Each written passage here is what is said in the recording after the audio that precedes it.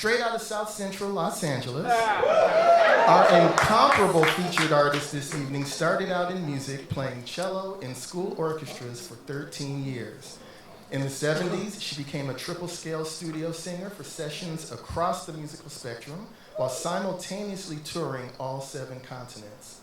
She has sung before 3 United States presidents at the White House and also sung for the King of Spain, the Queen of England, and the Emperor of Japan. She's been seen on the big screen in many, many movies and heard on television commercials in 4 languages, English, Spanish, French, and Japanese. She has co-written songs for smooth jazz legends John Lucien and Najee. She is the author of the book 17 Points to Longevity in Show Business, and her 4th and latest album, It's a Jazz Day, released through her own Spruill House music company, is currently in consideration for a Grammy nomination, which we pray she so deservingly receives. Grammy spirits in the house. Right. Now, to give you just a taste of how you've already heard this lady's work, tonight, direct from the home office on Crenshaw Boulevard, we present to you 8 of Stephanie Spruill's greatest background vocal hits.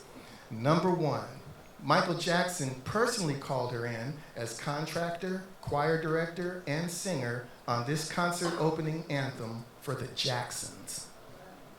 Can you feel it?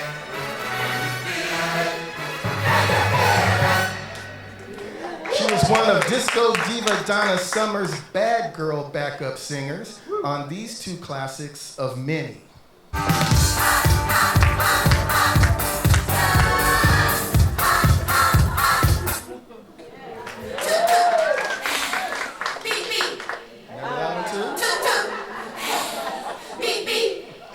She contracted, arranged, and sang these luscious backgrounds for Canadian heartthrob Gino Vanelli.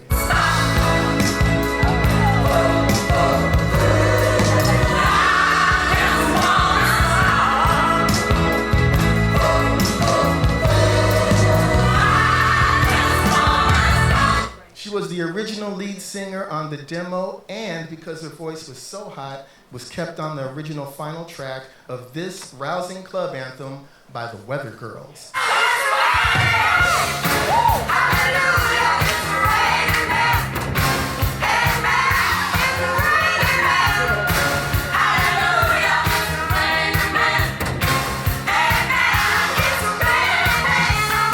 She was the featured background vocalist on this driving rocker by Tom Petty.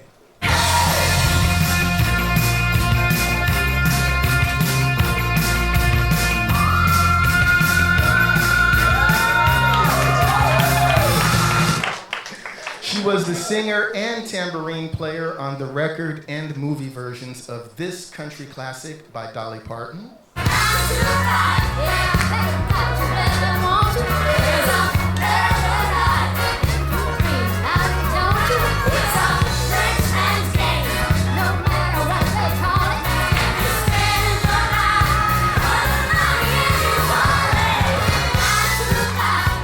Jazz legend Donald Byrd and his producers, the Mizell brothers, called her in to play percussion and sing on this 70s jazz funk fusion classic remixed in 2003 by DJ producer Mad Lib.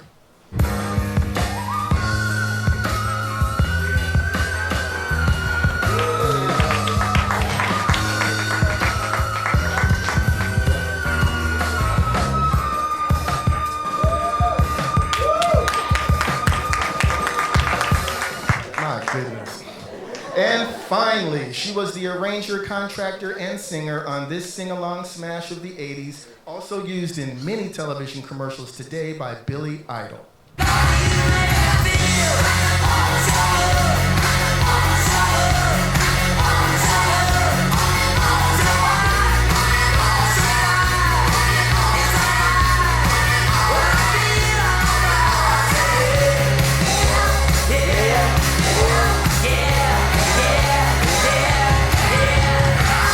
Ladies and gentlemen, please join me in welcoming to the Grammy Museum stage the beautiful and incomparable Miss Stephanie Spruill.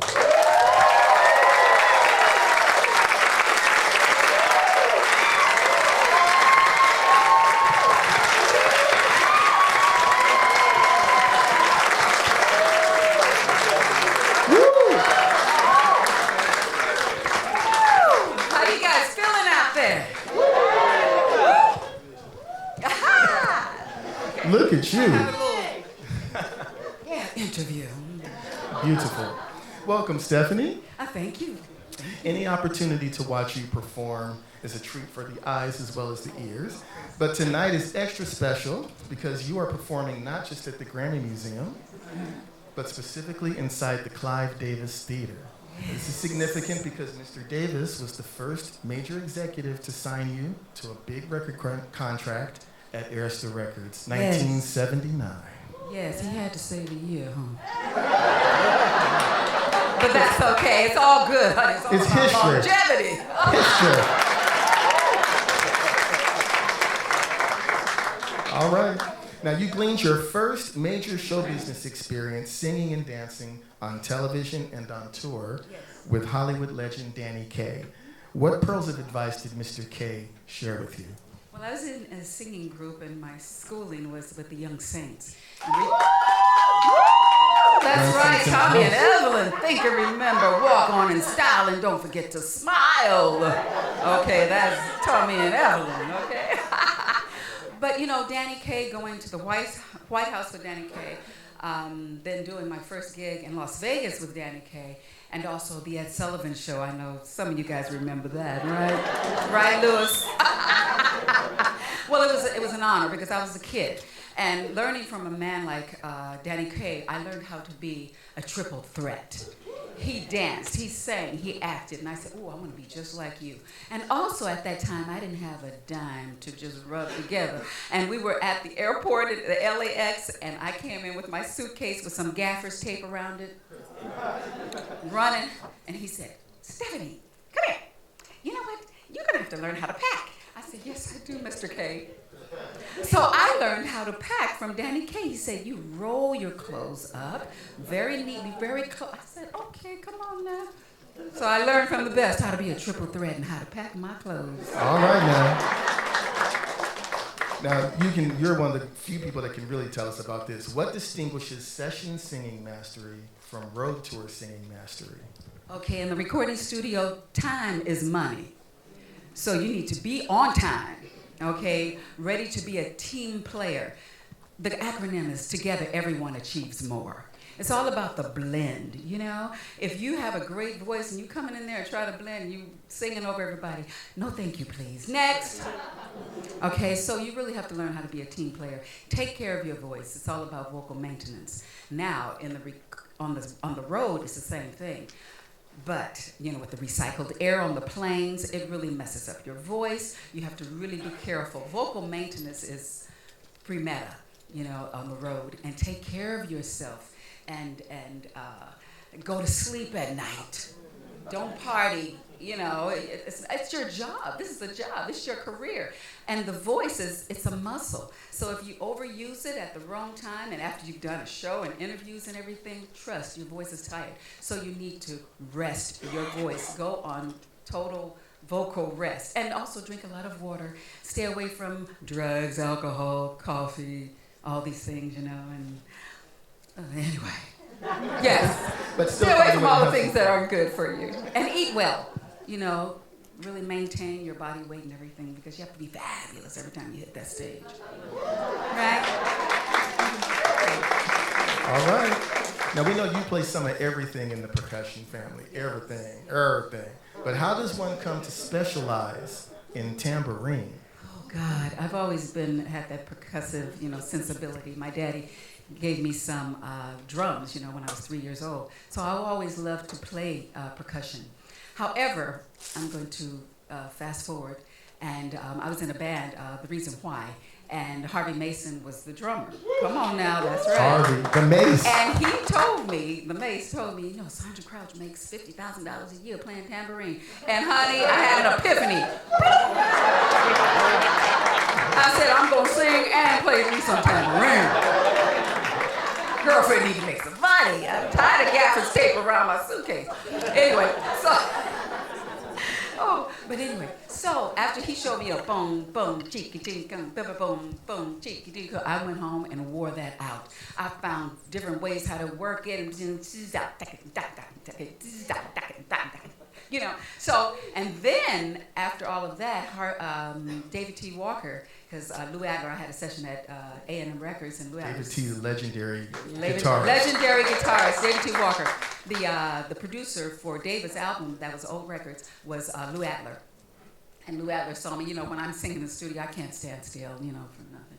So I'm singing and stuff like that, but I'm standing in front of that mic, hey. So he said, God, David T., I found the girl for you.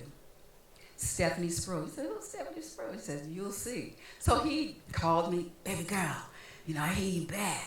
I would love for you to be in my band. I said, David T. Walker. Now, I didn't know who really David T. Walker was. But it's good. When you don't know the game, you're going to give it your all because you're not going to be intimidated, right? So I said, yeah, I can play. Come on over. And he auditioned me. I sang my heart out. And he said, oh, you're great. Do you play an instrument? I said, yes. I was just in there practicing my cello. He said, oh, no, baby girl. We're not going to use a cello on this gig. Can you play the tambourine? And I remember those few licks that Harvey taught me, honey. And I was honing in on my skills. And he says, okay, we're going now because we need to go on the road immediately.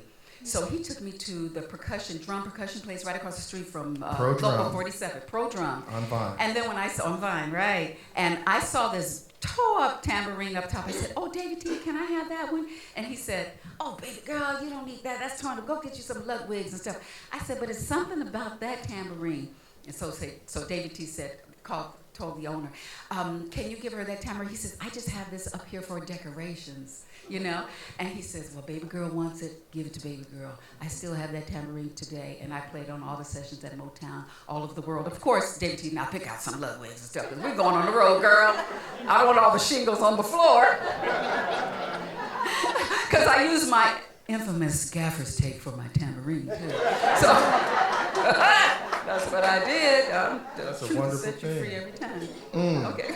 All right, now how did you come to record 1.5 of your albums in Spanish? Well, I have an affinity for foreign languages, and Spanish is my second language, and I went to Berlitz and really learned the language, and I had 5 different professors, one from España, because they speak with a lisp, and then from Cuba, you know what I'm saying, from Mexico, oye, caballero,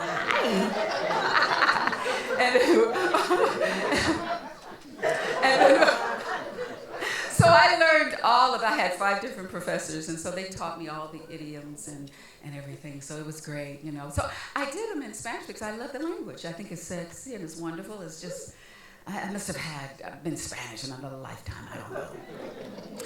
Yeah. A perfect one for you. All right, starting with your parents, you were exposed to jazz, and it's become not only one of your favorite musics, but it's a very big part of your life. Yes. So tell us some of the highlights of your latest album, which is all about jazz, called It's a Jazz Day, which is the one that's up for Grammy nomination consideration. Come on now. Tell us about your jazz life. Yes, it's a jazz day. Yeah, it's up for your consideration for a Grammy. For a nomination, whatever.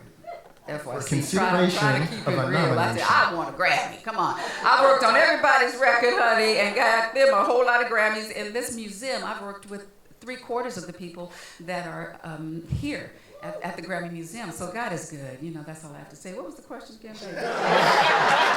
Give us a little taste of what we can expect on It's a Jazz Day with all your love of jazz. Yes. Well, I was performing all over town with my band, and every time I finished the gigs, the audience would say, "Can I buy that album that you just sang?" And I said, "It's not an album yet. These are songs I love, the American Songbook, and songs that I've written for John Lucien and so forth." And so what happened is I had an epiphany, bing, 3 o'clock in the morning show. And God said, go and record what you are singing on stage. So, and the songs that you love, like As Time Goes By, and Here's to Life, and all these wonderful songs, Summertime. Simple songs, but you can do whatever you want with them, and that's what I did. I changed them up and made them mine. And hence, Anami, for your consideration, it's a jazz day Be Praise a God. jazz winner, a Grammy winner. Yes, Coming there up. you go. Speak it, babe. Speak it. Coming up. All right, we hear so often today that the music business is in turmoil and trouble, but you know, you're a teacher and an author, and you have so much that you share with folks. So what is it that you tell your students here and abroad that are passionate about still pursuing music, given the climate that it's in today? Well, hone in on your skills. That's what you need to do. And don't beat a dead horse, because if it's not working, it's time to reinvent yourself. See, a lot of people say, well, let me just keep pushing people. Well, if it's not working, maybe something else in the industry you can do. But, you know, you guys have the internet, the young people, so study as much as you can. Go out there and do the gigs, because it's all about application. You know what I'm saying? You have to make it work. You can't know how it works until you appear on the stage, right? So go and do the work. Love your fellow artists, because it's not about competition, it's about teamwork. Remember that. Remember that. That will take you all the way to the bank, okay? And it's all about longevity. Take care of yourselves, you know, and just love yourself and find your center and find whatever you do, you know, because it gets lonely out there, you guys. And you guys have to know who you are. Okay, stay focused on your vision. Stay in your lane, you know. Be a trailblazer.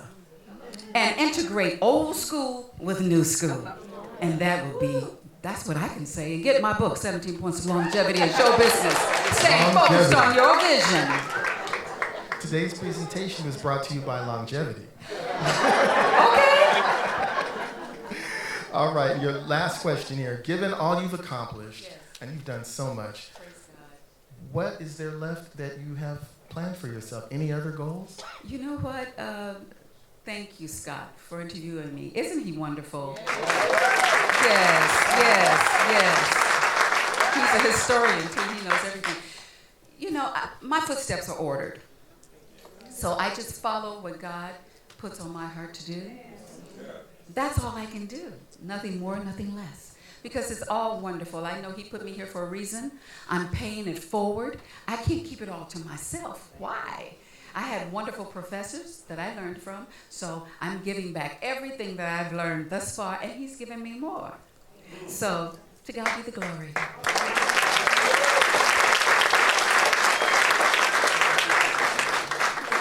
Yeah. All right. We've got very little time, but if there's anyone in the audience that has a question for Stephanie, we have about time for two. If you have one, raise your hand, stand up, and let us know who you are and what your question is. Hey. Anybody out there? Susse Green, the Supreme, Susse the Green, last the of the great Supremes. How do I stay so fabulous, Susse? I take care of myself. I exercise. I drink a lot of water. I take my herbs, you know. I get my rest. It's imperative to get your rest because your cells, everything has to rejuvenate itself. So it can't if you're just trying to just push everything to the limit and not, you know, replenish what needs to be replenished. So I take care of myself, yes. Clearly. Thank you, Susse. God bless you, darling. Anyone else? We got time for one more. Right where? I see somebody waving out there. Okay, stand up and tell us your name. Hey, my name is Sean. Sean O'Neill. And my question was, how do you do the things to make yourself remember who you are? What do you do to make yourself remember who you are? Like, do you go out there and get on stage and maybe like relive those moments, or do you maybe walk the street and listen to some really cool music, or what do you do to recall? You mean like what keeps her focused? Yeah, you know what? That's why in my book, my first principle is confidence. Don't leave home without it, baby. Okay? Because the white noise will come in and try to knock you off your axis, okay? That's how I keep my center, okay? I do have to remember who I am and whose I am. It goes deep, you know, for me. That's how I've been able to have the longevity that I've had. And the other thing, remembering lyrics and stuff like that, oh, Jesus. I'm a practice addict. You know, that's how you get to what? Carnegie Hall? However, practice correctly. A lot of people say, practice. But sometimes you practice in the same thing and you're reading the same, results. No, you have to practice correctly. See, that's what keeps me honing in. And I'm always trying to hone in on my skills. I'm always trying to learn. We don't know everything. I don't know everything. Trust, we're all works in progress. So, hey, did I answer your question, baby? All right, now we're going to give Stephanie a few minutes to get ready for this fabulous performance ahead. I want to thank you so much for letting us know a little more about you. Thank you, the Scott Galloway. Thank you, Scott. I want to personally thank you for letting me do this. This is awesome. Yes, sir. I couldn't think of anyone else to do this for me. Thank you. All right, everybody. It's time for us to sit back and enjoy and listen to the wonderful Stephanie Spruill. So how about it, gang, one more time? For Stephanie Spruill.